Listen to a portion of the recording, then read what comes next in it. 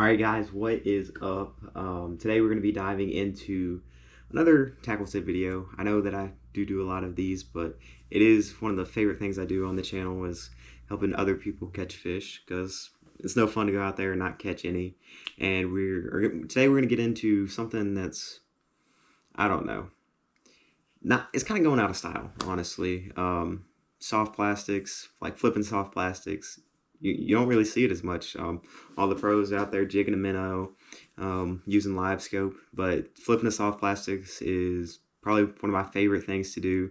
It's a great way to catch a bass, and it catches them everywhere. There's not a single lake in the country you cannot go and throw a soft plastic and catch a bass. But other than that, guys, I'll dive right into the video.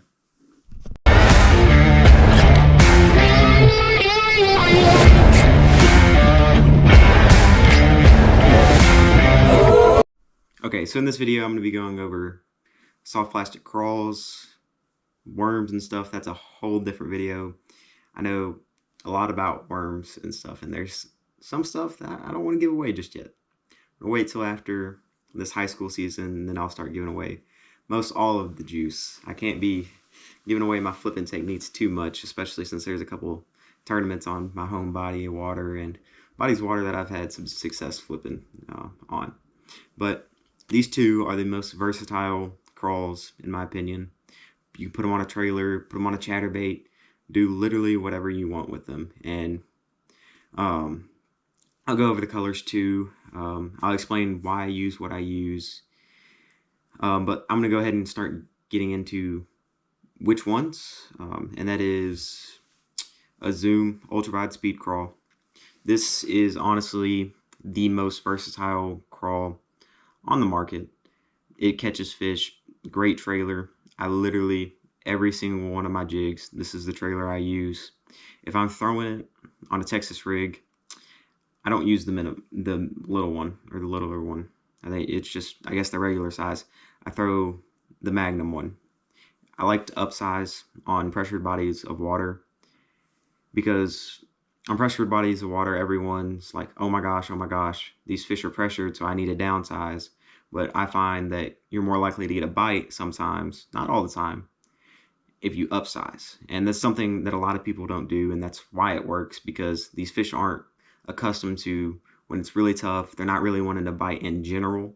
They're not used to people wanting to go up in size. They're used to people going to a Ned rig or a tiny crawl or a little crankbait, stuff like that. These fish are just so accustomed to, because we've been doing this stuff since the past 30 years. We've been figuring out bass, and that, oh, when it's tough, you need to go and you need to downsize. But most people don't upsize. And these fish are becoming so accustomed to people generally downsizing that they don't really want to bite that either, when it gets, really, really tough. Mostly, I use green pumpkin on this. It doesn't matter what jig I'm flipping, black and blue, green pumpkin. I use green pumpkin. I don't know why, just had success doing it. I don't really find it to make a difference either way. What color you use, that's totally up to you. Throw whatever you have confidence in. I just know, for me personally, it feels like I get a bit more with the green pumpkin trailer, mixing and matching. I'll match my green pumpkin to my green pumpkin, and I'll mix my black and blue to my green pumpkin. That stuff. But moving on to a Bandido Bug. This is not a color that I throw a lot, but it's really, really similar to a color I throw a lot. This is Bama Bug. I normally throw June Bug or Summer Craw. This is a mixture of the two, really. It's got green on the back, and June Bug on the front. For my body of water that I fish normally, it's muddier. I've just had more success flipping the June Bug one. But I've also not thrown the Summer Craw a whole lot. And when I have thrown it, I've caught keepers on it, and it's done pretty well. And not a lot of people throw this particular crawl on my home body of water, and I'll put a picture somewhere. I caught a 6.5 pounder on a Bandido Bug last year, early in the year. And really, if you want to catch a big fish, but you don't want to throw a jig, you can throw a crawl and you're probably going to catch some big fish. Um, Times of the year that I throw a crawl over a jig just really depends. It's more of like a feel thing, not necessarily the water temperature's a certain temperature or anything like that, or the water clarity is a certain water clarity. It's just I wake up, I feel like I need to flip a soft plastic crawl instead of a jig for whatever reason. It works for me. Fishing instincts for me is so important, because if I just focus on, oh, what should the fish be doing, oh, this or that, and not just, oh, that bank looks good over there. I've never fished it in my life, but I want to go fish it. If I don't listen to that, then I tend to not be as successful as an angler. And it's like that for a lot of people. The best fishermen on the planet fish completely off of instincts. Jacob Wheeler, I think it was Santee Cooper this year. Was it Santee Cooper? I don't know. It was a tournament that he won early on in the year before Dale. Last 5 minutes in the period, he's up by like 2 pounds. He's been catching fish in this one spot. He picks up, goes to a spot that he hadn't fished since like the first day or something. Boom, catches a fish that puts him in the lead out of reach. It's stuff like that that separate Jacob Wheeler and your local tournament angler, because your local tournament angler, he's just going to run stuff that he's been running all his life. But Jacob Wheeler, they get up and move. Like Dustin Connell, Jacob Wheeler, the best of the best right now. They get up and move. They're not afraid to leave fish because they know that there are other fish that are active and feeding. Just things like that is what really helps take someone from here and their fishing skills to here. And I struggle with it. I'm a high school angler. It's hard for me practice. I know where fish are. It's hard for me to not settle down in that area and try and catch them, even if they're not biting. Especially like Lake Cumberland, because Lake Cumberland has so much dead water. If you find fish, you probably need to stay with them, because I've had days on Lake Cumberland where I've caught 7 keepers, and then the very next day run the same kind of pattern on a different area of the lake or in a creek or something, and caught 1 keeper spot. It's just, the lake is so random, and when they're pulling it and not pulling it, Lake Cumberland is just a completely different beast. But getting back into it, oh yeah, also speaking on clear bodies of water and how you're supposed to throw green pumpkin, I don't. I do, but I don't. It just depends on time of year. If I'm throwing a worm, yes, I'll throw a green pumpkin. You can see in my KBN State video that I'm throwing a green pumpkin worm with a tail-dyed chartreuse. I caught a keeper smallmouth on that, and I think I keeper largemouth. I don't really remember, but I also, early on in the year, I was flipping a jig, and it was a black and blue jig, and it's like, no one else is really doing that on a clear body of water, because the status quo says you have to flip a green pumpkin on clear water and you have to flip black and blue in dirty water. But I just find that to just be completely dependent on time of year, timing, and fish pressure. Yes, if you're fishing a body of water that has not been tapped, or you're fishing a farm pond and it's clear or muddy, yeah, if it's muddy, go with black and blue, because those fish aren't pressured. Those fish aren't accustomed to that. They're going to bite that better than they would green pumpkin. But there's just so many things that you can't count on in fishing, and that's what the pros don't talk about enough. Yes, someone could go out and be doing the same exact thing as you, but in a different area, and you guys could be around the same amount of fish. Just one area, the fish are active, in one area the fish aren't active, and it's just, you could be on the winning pattern and still lose a tournament. Stuff like that is just so hard, because as anglers you can't control that, and that's why it's just so incredible that you see anglers consistently doing well. Like Jacob Wheeler, he has literally been, I know I've talked about him a lot, but he is the staple of everything in fishing, because he's the best in the world right now. And the Elite Series pros, I think overall Elite Series has better anglers as a whole, but MLF has probably the top 2 anglers in the world right now. I would say Dustin Connell and Jacob Wheeler are the best in the world right now, but that's just my opinion. I know that the Johnston brothers are really good, and it just all depends on where you go, because anglers have different strengths. I know that I'm on a little bit of a tangent in the tackle tip video, but as just something that I don't know. It feels like you need to understand the way fishing is now and the way fishing used to be able to figure out what's going to be hot next year or what's going to be hot the next year.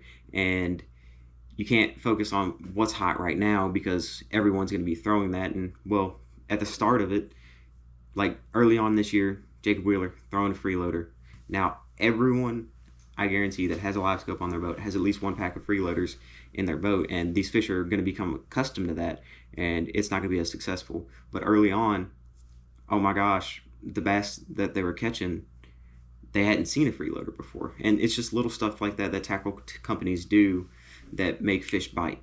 Like with these two, honestly, a lot of people aren't going to buy this Bandido Bug, and I don't recommend you buy it either unless you find it on sale, because they're way, way, way too expensive. It is not that good of a bait to be worth, I think they're $8 now, but it's a great price point.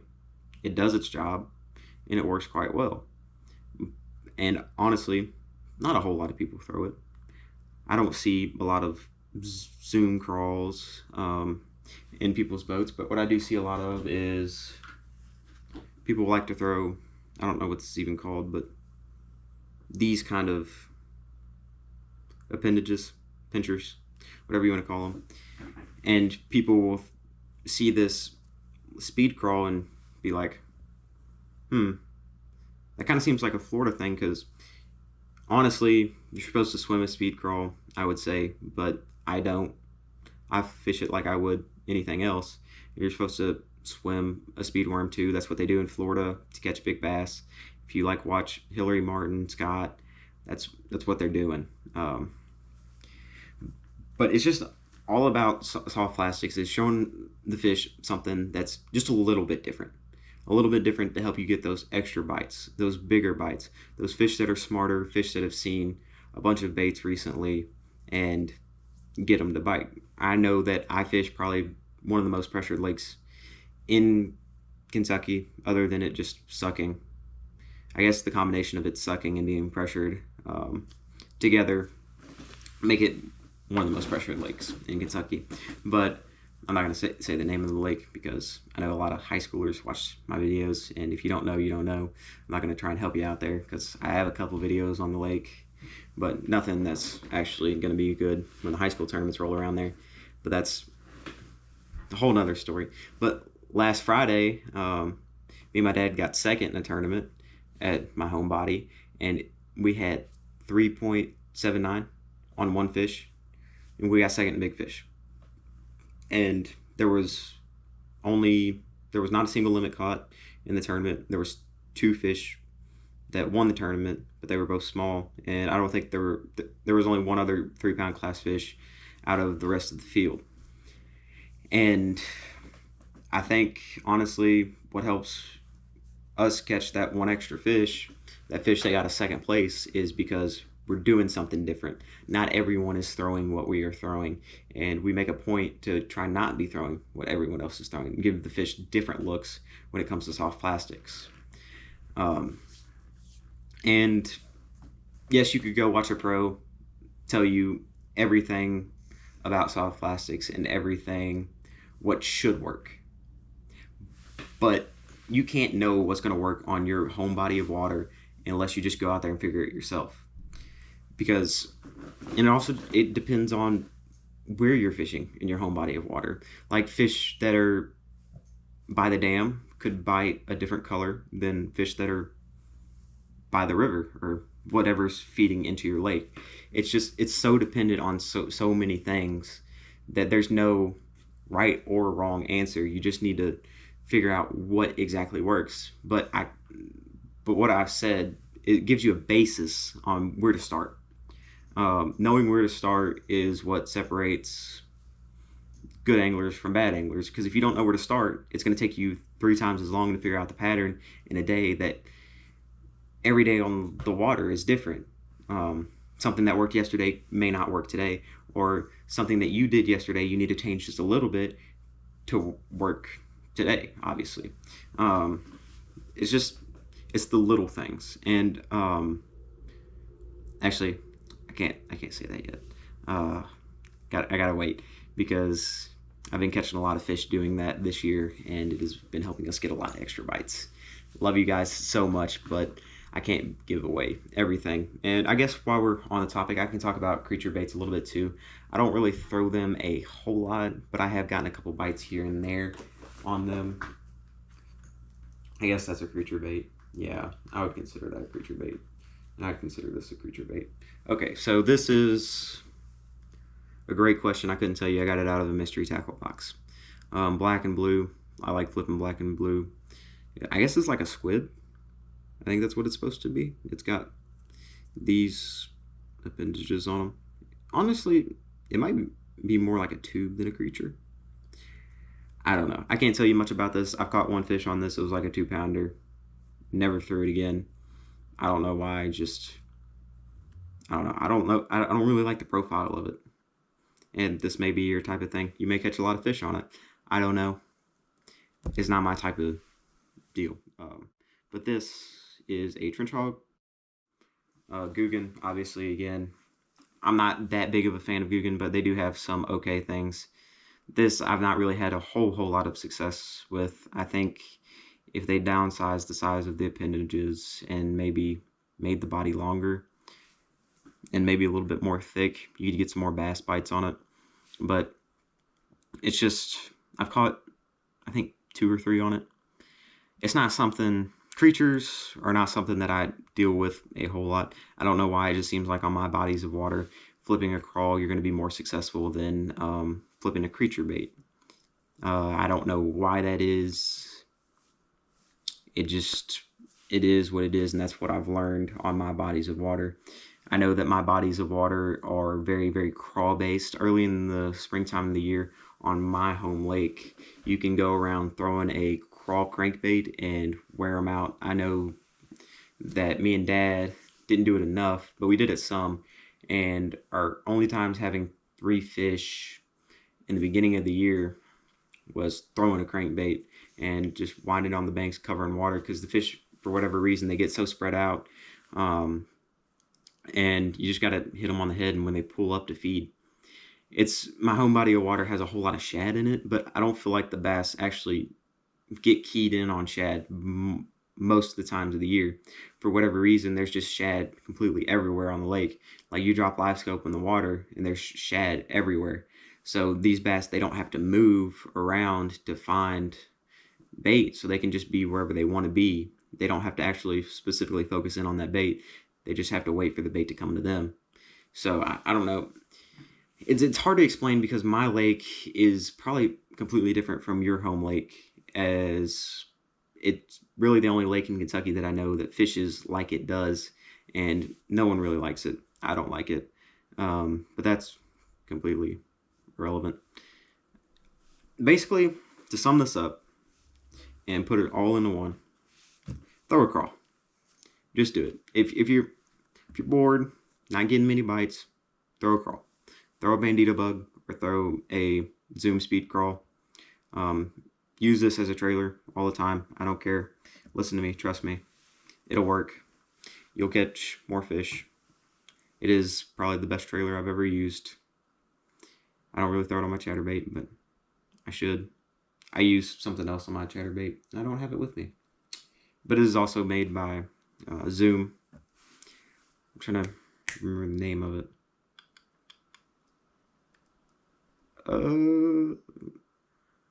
No, I have no clue what the name of it is. I'll get back with you guys. I will do a chatterbait video eventually, because I've had some success doing that as well. But other than that, guys, I know this probably ended up being a little long-winded because got off on a couple tangents. But I will see you guys in the next one. I hope you did enjoy. I just want to thank you guys so much for the support on the channel.